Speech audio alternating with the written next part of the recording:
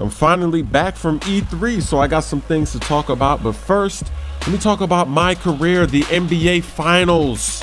What a journey it's been. I'm ready to start the NBA Finals live stream. I'm going to do it this week, in the middle of the week. I'm going to say probably Wednesday.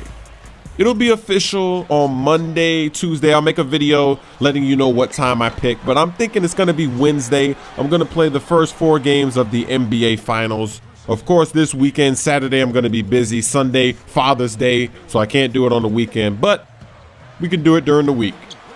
So let me talk about E3. I actually made a new move. I missed my flight Tuesday morning. I had a flight that was leaving at 7:20 a.m.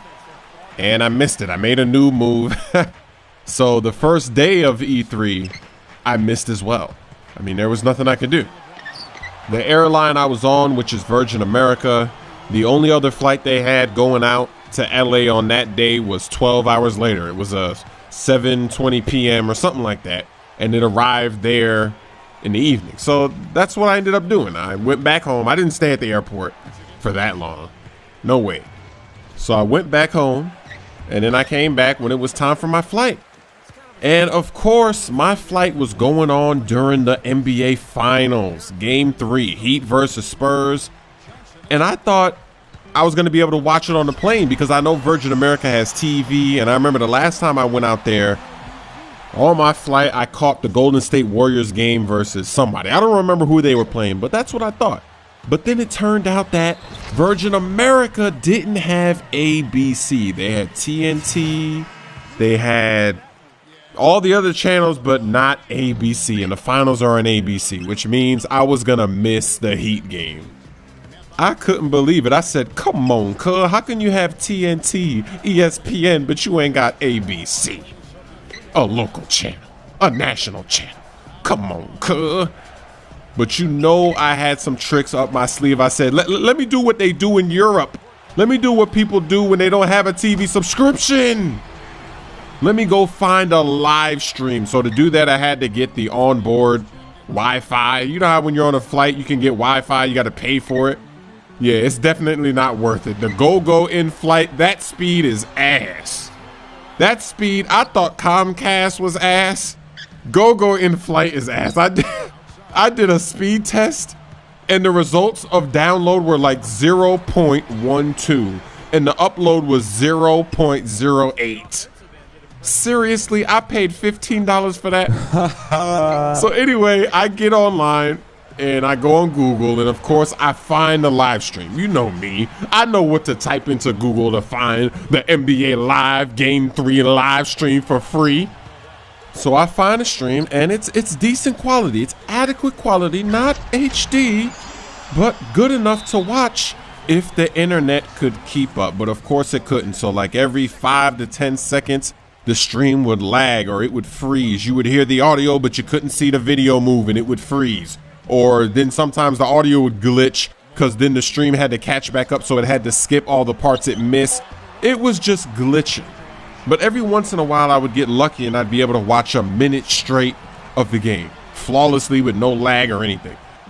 So this is all my fault because I missed my flight. If I would have made my flight, then I would have been there the first day of E3, and then after E3 I would have been back in the hotel. I could have watched it on the HD TV, but I guess it doesn't matter because the Heat got blown out anyway. So let's fast forward to the second day of E3, which was pretty good. I got to meet a lot of YouTubers, a lot of guys I met last time at the Battlefield 4 event in San Francisco, but I also got to meet some new people like Speedy, KYR Speedy. I got to meet Nobody Epic. I got to meet KSI. And everybody was cool. We had a good time. We were laughing, sharing jokes. It was a lot of fun. Now let's talk about the games. Obviously on Monday, 2K revealed their first trailer for 2K14 and they were using actual footage from the game. They weren't pre-rendering their stuff. 2K never does that. That's one thing that you have to give 2K. Whenever they show us footage, it's always gameplay in replay mode. They never pre-render the footage. They actually play it and then they just edit it up like you would edit up a montage. So everything in that LeBron trailer was being shown on a PlayStation 4. Apparently they were playing on a PlayStation 4 getting that footage, and I have to say that the graphics looked amazing. This was the first time that I've seen a 2K trailer where I really thought that the graphics were a huge improvement, because normally when we've seen trailers for, let's say, 2K10, 11, 12, 13, yeah, you see a little bit of improvement, but it still looks like the same 2K. But 2K14 looks so much better. Like, LeBron looks exactly like LeBron. There's a few shots where you can see Metta World Peace. You can see Kobe Bryant. Kobe looks just like Kobe. Another positive is that on that fast break where LeBron steals the ball, it's only for a second, but you can see the way that Kobe runs up the court trying to catch up to LeBron. He's taking real steps. So I don't know if this means that 2K14 has real foot planning. I don't know, but the way that he was running is just amazing. I'm going to put a link to that trailer in the description if you haven't seen it. Go look for Kobe Bryant and just look at how he's running and you'll see exactly what I'm talking about. That trailer really has me hyped for the game, especially since I've seen the NBA Live 14 trailer at E3 with Kyrie doing that step back move over DeAndre Jordan. Now, the graphics in NBA Live don't look anything like 2K's. 2K14, that trailer looks so much better than NBA Live graphics. The only thing that was good about the trailer that I saw at E3 for NBA Live was the dribbling. The way that Kyrie was dribbling, it looked really good. And in the 2K trailer, we didn't really get to see the dribbling. So we'll just have to wait and see when the games come out. But I'm really excited for NBA 2K14. The only thing bad about the trailer that I saw for 2K14 was that the accessories, it's going to be the same. I know it's not a big deal, but people are going to be complaining. LeBron James was wearing white socks when he was on the road. And I know I'm complaining about accessories, but it's true. They don't just, how come they can't just switch it to black socks? He's on the road. It's something so simple. So who knows? Maybe there's going to be a lot of generic shoes. So now let me talk about some other games. I got to try out both the new Xbox One controller and the PlayStation 4 controller. And I have to say that I like both of them. They're both, you know, they feel nice. The Xbox One controller, the joysticks are really loose now. They're pretty stiff on the Xbox 360. They're much more loose, almost as loose as the PlayStation 3 or PlayStation 4, I'll say. And it seems like the PlayStation 4, they move the joysticks. There's more space between the joysticks now, so you're less likely to ever bump thumbs. So if you've never used a PS3 controller, let's say you've been an Xbox guy and then you pick up a PS3 controller, you're probably going to be bumping your thumbs all over the place, especially if you have big hands. But I think with the increased width or however they place them, I don't think that'll ever be an issue. And it's not really an issue for me anymore, because when you get used to the PS3 controller, you just don't do that. But at first you do. So, you know, I have to say that both controllers felt really good. But I noticed that all the games that you could play at E3, they were not being played on the new consoles. They were being played on PCs.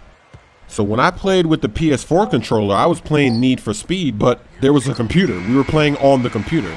And the reason I know that is because I actually got to record footage of me playing Need for Speed, and it plugged right into the computer, and we were using Fraps to record. So it can't be a console.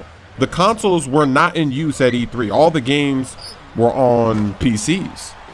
So what does this mean? Does this mean that these games that I saw, they're not going to look like that on the consoles because we're playing on a PC? Obviously, the PC is more powerful than both of these consoles, even combined.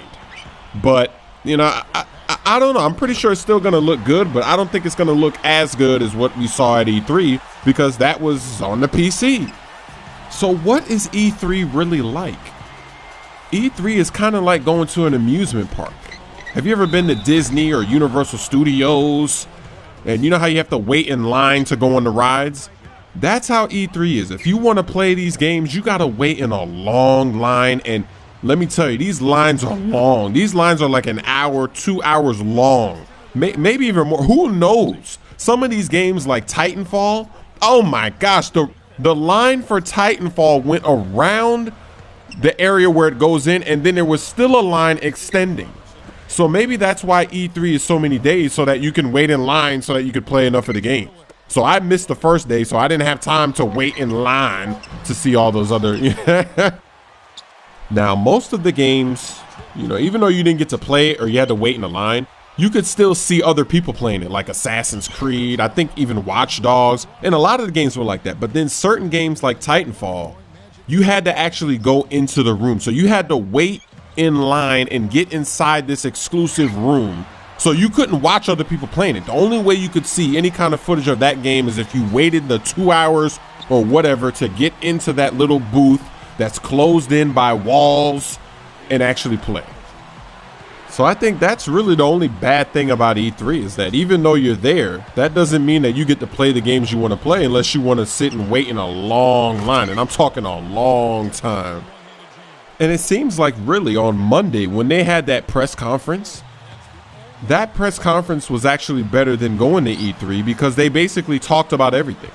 So if you're at E3, you didn't really learn any information that they didn't say in the press conference. So it's kind of like all you really needed was to just listen to the press conference and you'll know everything about all the games that are coming out. You'll know all the details.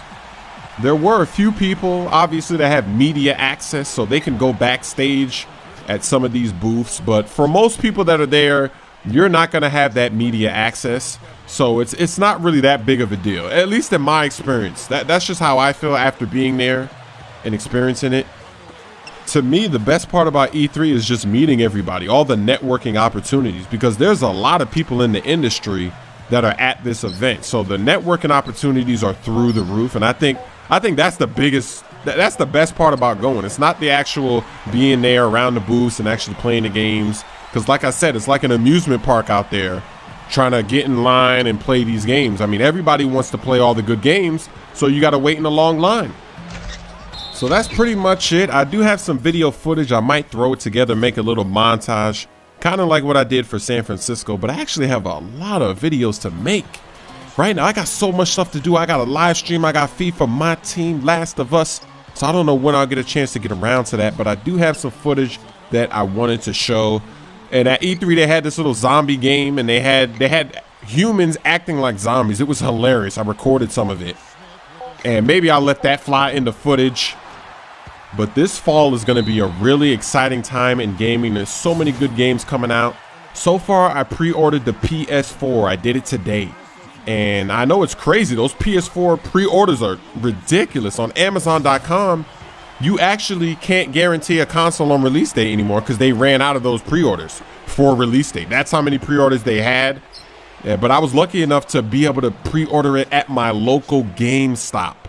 They still had some today. And it was funny, when I called in, I asked them, they said, yeah, we have a few left, but you might want to come in and get it now because we don't know how long we're going to have it for. So I pre-ordered NBA 2K14 like a boss, and I'll probably pre-order the Xbox One eventually.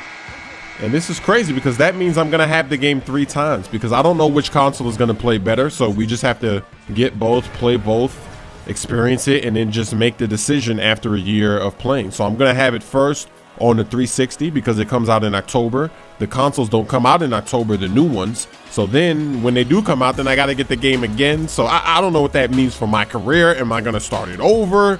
I have no idea.